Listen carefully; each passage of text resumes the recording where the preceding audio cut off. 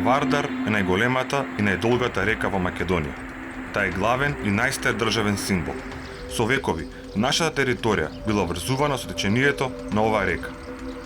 Тука се појавиле првите населби, првите македонски градови.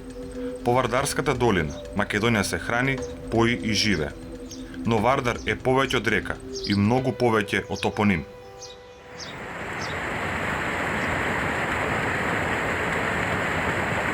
Приказната за Вардар е долга и комплексна, но ајде да започнеме од таму кај што Вардар се раѓа.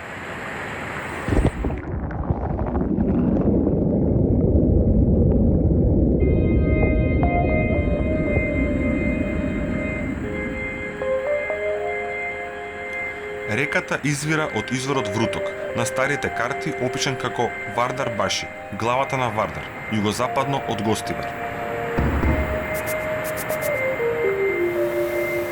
Ова е изворот на реката Вардар Вруток. Се наоѓа во близина на селото Вруток и од овој силен карстен извор Вардар го започна со долго течение. Од самиот старт сме соочени со проблем.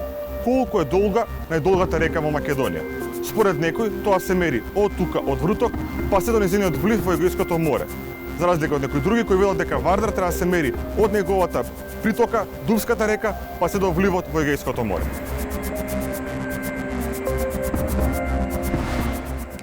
Според картографските анализи на професорот Ивица Милевски, ако се земе должината на Вардар од изворот Вруток, тогаш до границата со Грција таа изнесува точно 289,5 километри. Ако се земе должината пак, заедно со изворишната притока на Вардар, Дувска река, се добива вкупна должина од 299,7 километри. Во литературата најчесто се спомнува дека реката Вардар е долга 380 километри, од кои 301 минува низ нашата република. Постоеле повеќе обиди да се реши дилемата околу точниот почеток на реката Вардар и нејзината должина. Сепак, поради природата на реките и можноста за меандрирање низ годините, должината на реката варира. Нејзиниот слив опфаќа површина од приближно 25.000 километри квадратни. Во Вардар се вливаат сите други најголеми реки во Македонија.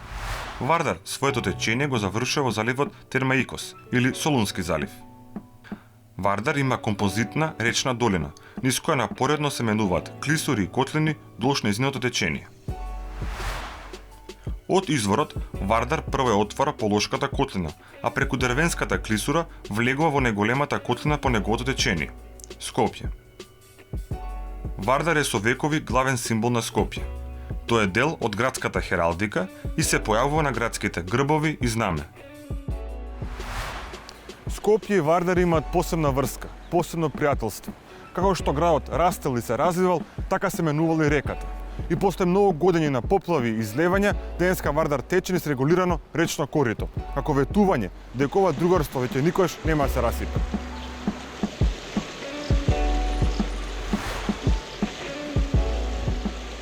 Во последните 300 години, Вардар 10 пати го поплавал градот и неговата непосредна околина. По катастрофалниот скопски земјотрес, па се до 1985 година, активно се работело на регулација на реката Вардар со цел спречување на поплави. Новите неплански и нестручни зафати и несовесното уништување на бреговите на Вардар, особено во центарот на градот, повторно ја зголемува можноста за онакви поплави како што мислевме дека никогаш нема да се случат.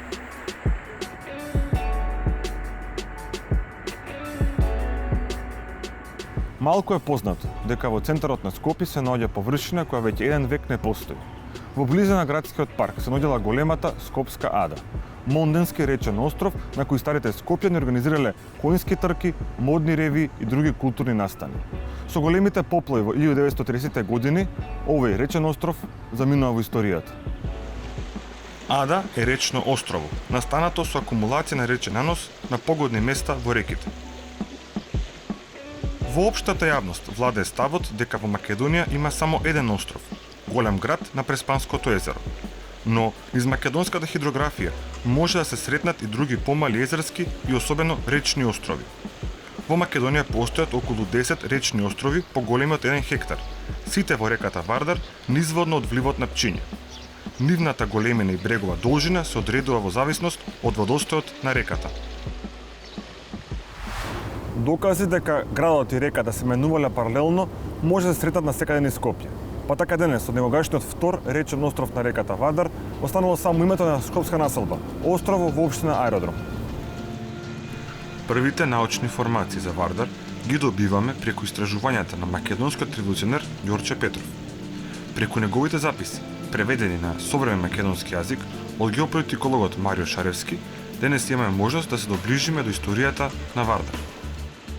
Во тоа време, имено од половината на март до половината на април се случуваат и неголемите поплави, кои настануваат тогаш кога ќе задува јужен ветер и ќе донесе дожд, затоа што тогаш грамадните снегови на Шарпланина брзо се топат и му даваат на Вардар огромно количество вода. Во тие поплави Вардар се зголема постепено, имено за 4 часа водите му се искачуваат на половина метар. Овој податок за реката Вардар го запишал македонскиот револуционер Ѓорче Петров пред 124 години во својата книга Материјали по изучувањето на Македонија, а ние се наоѓаме недалеку од утоката, односно вливот на реката Пчиња во реката Вардар.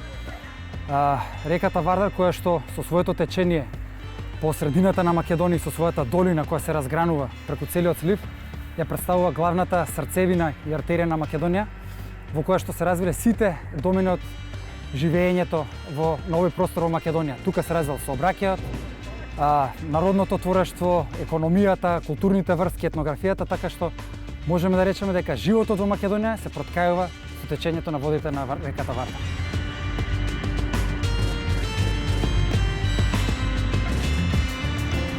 Вардар низ Македонија доминантно тече низ Вардарскиот регион, составен од 9 општини со главен центар во Велес. По Вардар е именувана и една од 6 тектонски зони во Македонија. Централната тектонска зона е наречена Вардарска зона. Географскиот термин по Вардарие ја опфаќа долината и течењето на реката Вардар. Во минатото, таа била исполнета со вода од 3 езера, но поради силните тектонски движења, тие истекле кон Егејското море. На овој начин се формирала првичната долина на Вардар и Вардар како река. Оваа река влие врз животот на 177.000 жители кои нејзините брегови ги нарекуваат дом.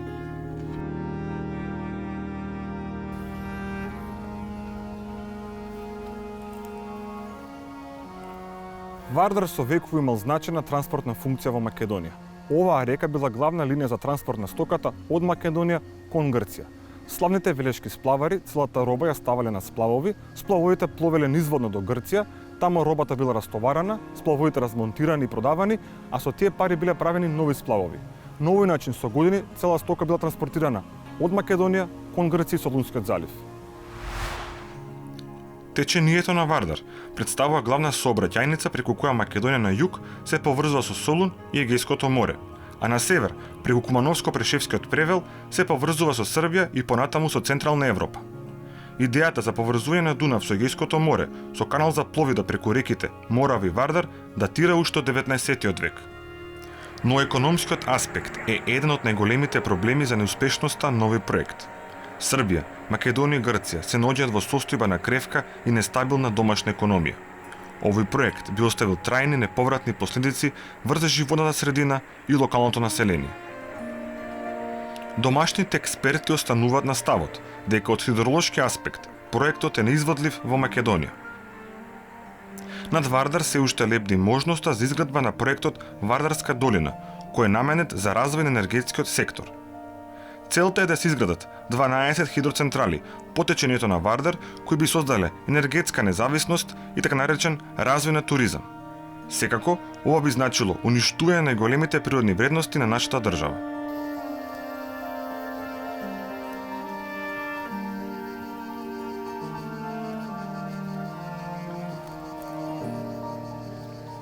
Брегалница е втора по големина река во Македонија, најголемата притока на реката Вардар. Своето течение, високо до Соговските планини, го завршува овде, во вливот на Вардар, во близина на селото Убого. Најголемите ади на Вардар се сретнуваат под Таурската клисура и влезот на Вардар во Велес. Демиркапискиот остров, Велешката ада и Удовскиот остров се најголеми и релативно постојани речни острови во Македонија и на реката Вардар. Еден од најголемите интересни речни острови е оној под Демиркаписката клисура, северно од село Градец, во близина на село Клисура. Низ целиот остров се наоѓа густа вегетација. Во минатото, островот бил користен од локалното население како место за презимување на стоката. Најголемите и најинтересните клисури во Македонија се наоѓаат токму по течењето на реката Вардар, Демиркаписката, Таорската и Дервенската клисура. Низ сите долини на реката Вардар, а особено движејќи се кон југ, владее мешана медитеранска и континентална клима, што збогатува земјоделската плодност на регионот. Клисурите на реката Вардар се смета за центри на ендемизмот во Македонија.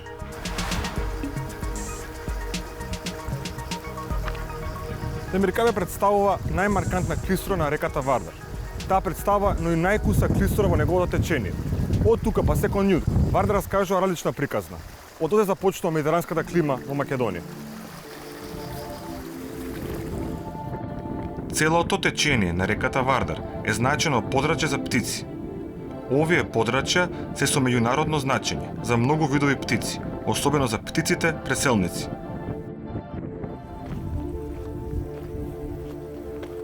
Ова е ѓолот во сел Богородица, мала поплавна ливада и значајно еколошко подрачје во долниот тек на реката Вардар. Неголемиот број на птици што може ги сретнеме по течението на Вардар, доаѓаат токму тука да се хранат и размножуваат.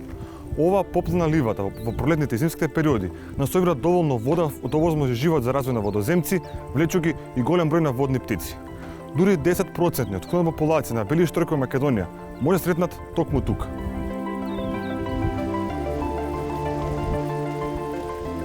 Сепак, ѓолот се уште нема законска заштита, ниту постојат такви планови. Во меѓувреме, локалното население го користи ѓолот преку летото за напасување на стоката, но под строг календарски распоред.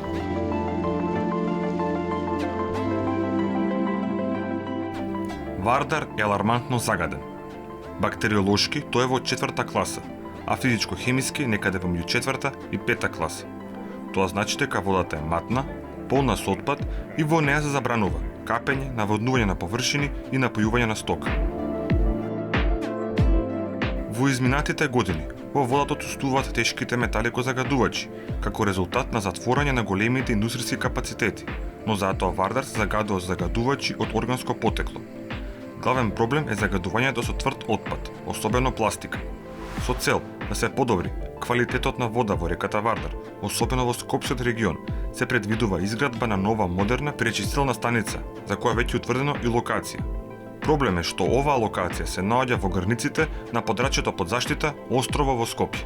Според програмата за намалување на аерозагадувањето, позната како план за чист воздух, владата се залага за средување на површините на кеот која загадуваат водата на реката. На само 1 километар од тука, Вардар е напуштената територија и го продолжува својот пат до Егејското море, но овој пат како аксиос. Односно, Вардар истекува од државата Македонија и го продолжува својот пат во регионот Македонија во Република Грција.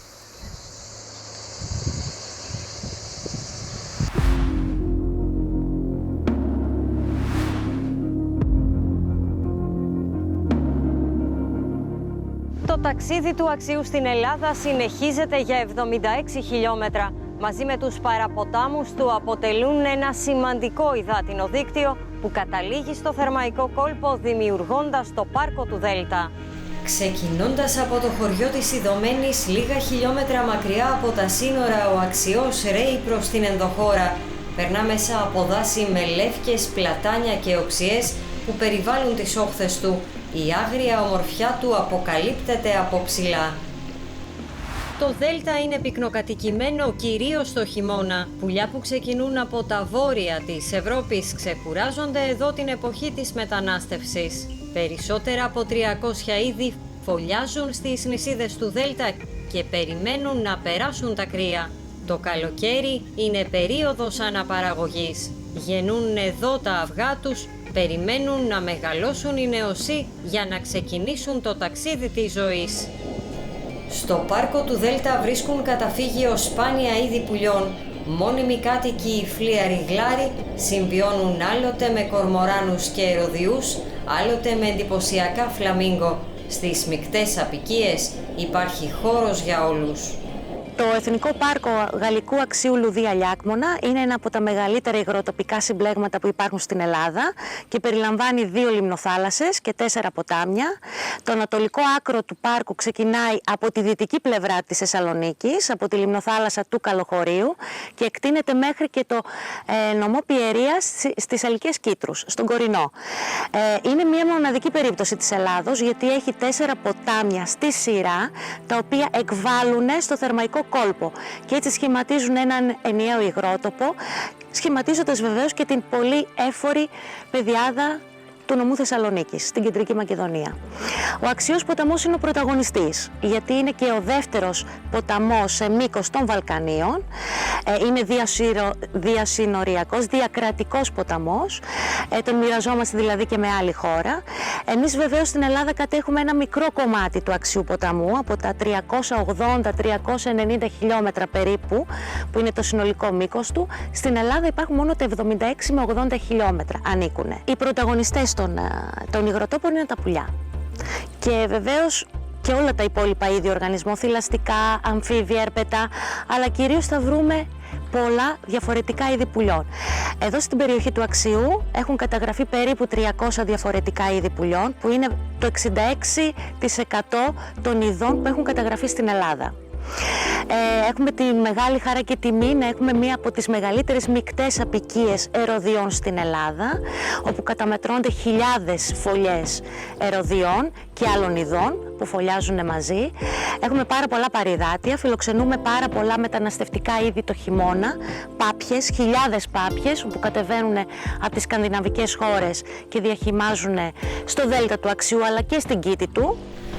Ο υγρότοπος λόγω της σπουδαιότητάς του προστατεύεται από τη συνθήκη Ραμσάρ, ενώ ανήκει και στη ζώνη προστατευόμενων περιοχών του Ευρωπαϊκού Δικτύου Natura 2000. Η γεωγραφία της περιοχής μεταβάλλεται διαρκώς. Η κίνηση των νερών και η ανθρώπινη δραστηριότητα επιβάλλουν κάθε φορά τα νέα δεδομένα. Ο άνθρωπος φέρνει τον υδροβιότοπο στα όρια του, δημιουργεί αφιλόξενες συνθήκες, απειλεί την επιβίωση της άγριας ζωής. Οι μεγαλύτεροι εχθροί είναι τα γεωργικά λιπάσματα, τα αστικά και βιομηχανικά απόβλητα που μολύνουν τα ύδατα.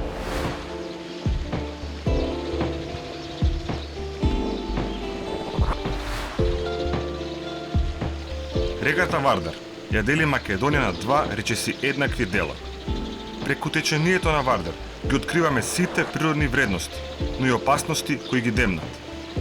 Но и преку неа учиме дека делиме природата со други држави, и во добро, и во зло.